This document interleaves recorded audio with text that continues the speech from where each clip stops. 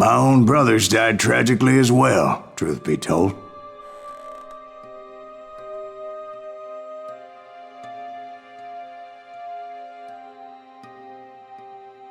It was 1868, and me and my older brothers were pulling a tidy profit running cattle into Juarez, Mexico.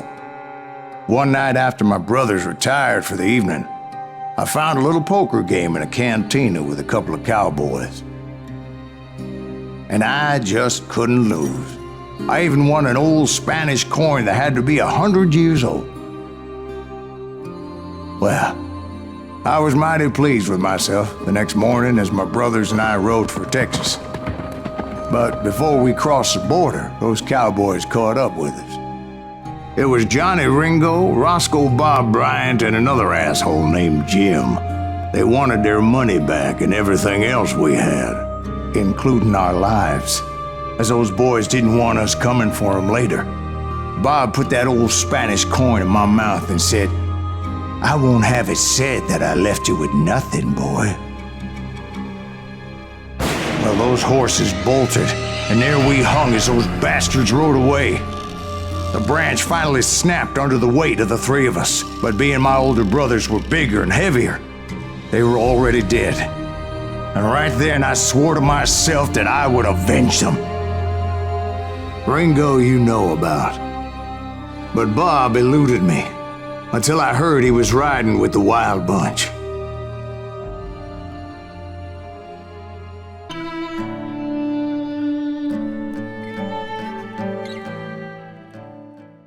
I'd been on their trail for months, ever since they left their hideout in the Bighorn Mountains. Led by Butch Cassidy, they were a loose association of outlaws who robbed banks and trains from Colorado to Montana. Among them was the Sundance Kid, and that murderous hombre I was tracking, Roscoe Bob Bryant. Were you a part of that giant Pinkerton posse after the Wild Bunch? No, boy. A circus like that would have slowed me down. Besides, I wanted Bryant all to myself. I'd heard about a large shipment of gold being transported to Wilcox, Wyoming on the Overland Flyer. I figured the Wild Bunch would likely hit such a treasure, and by God, I figured right. They blew the bridge with the intention of forcing the train to stop. Well, I assumed the Wild Bunch was likely in the still intact part of the train high above, so I had no choice but to make my way up through the passenger cars dangling down. I was determined to make that sumbitch Bob pay for what he did to my brothers.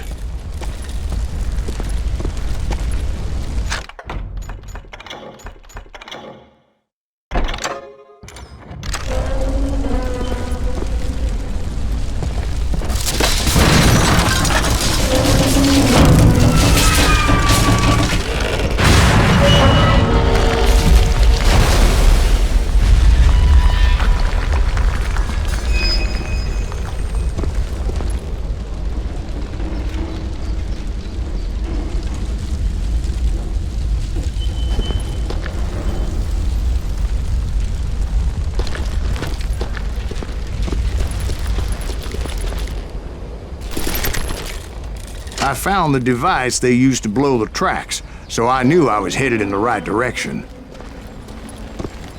My ears are still ringing from blowing up that bridge. What'd you say? I can't hear a goddamn thing.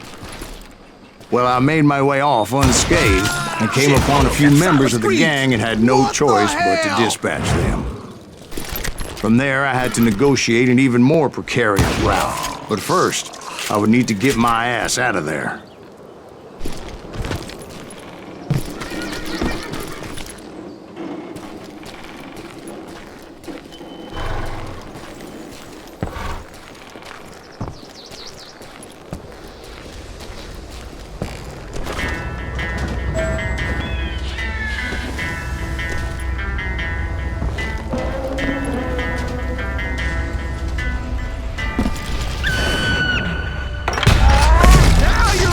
Jumped from the frying pan into the fire as the train was clearly fixing to fall.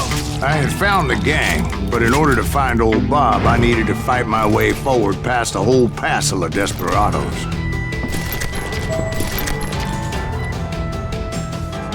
Outside, inside, any way I could, I made my way towards my prey.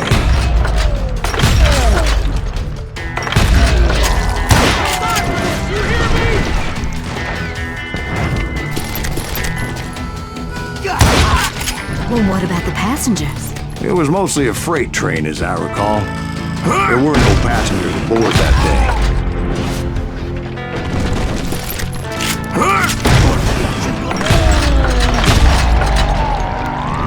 You won't get away with this! Good shit! You hear me?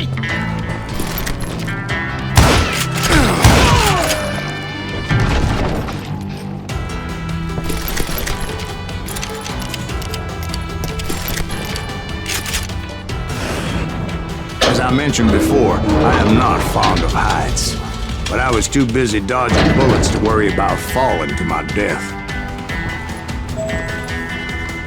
Odds were I was likely to die that day anyway. So I was determined to take down as many of those bastards as I could. God damn him!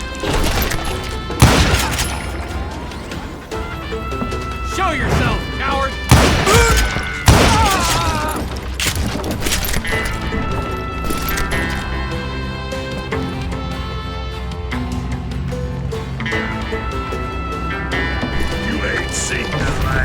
At times, it was like shooting ducks in a shooting gallery. The only difference is these damn ducks shot back.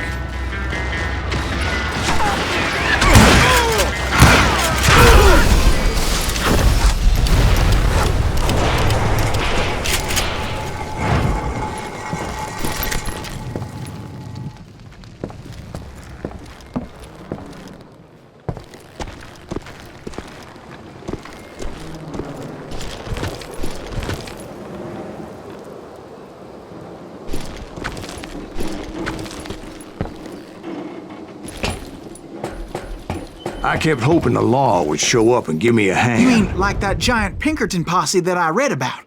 Did they come riding in, guns a-blazing to help?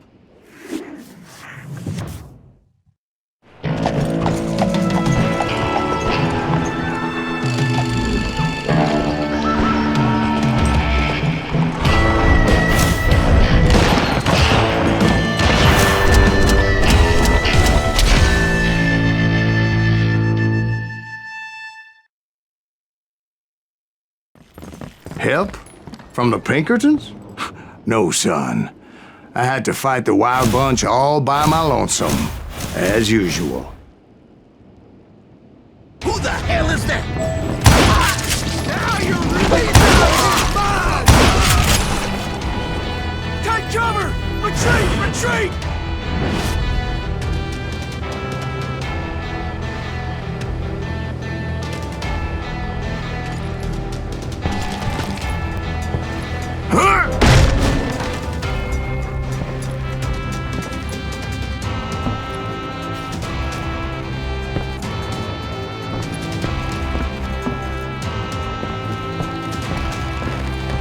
He's killing everybody! Now you're dead.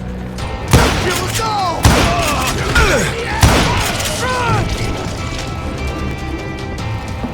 You ready for a belly full of...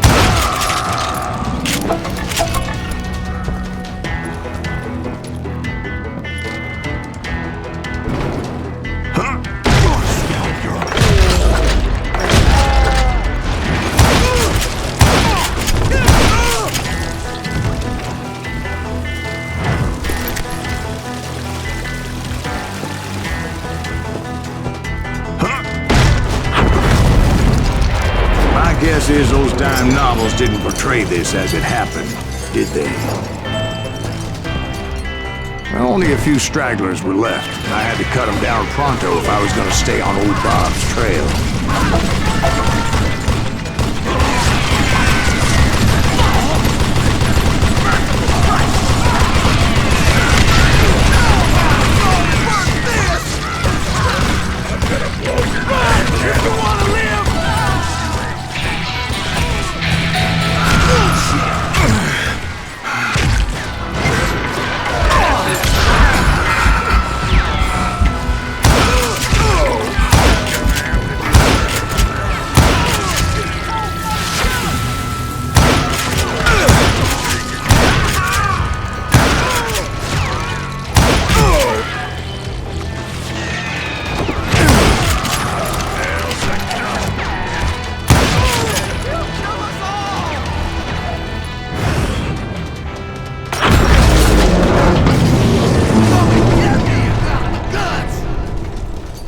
Once I silenced all those guns, I went searching for my nemesis, determined to finally have my justice. But the only survivor who welcomed me was George Flat-Nosed Curry. Who was he?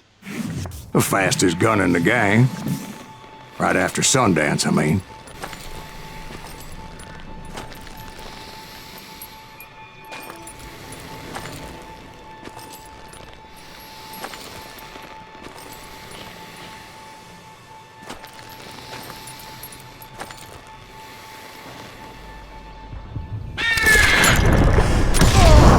On that very same day, Butch Cassidy and the Sundance Kid decided to leave the Wild Bunch behind and decamped for South America.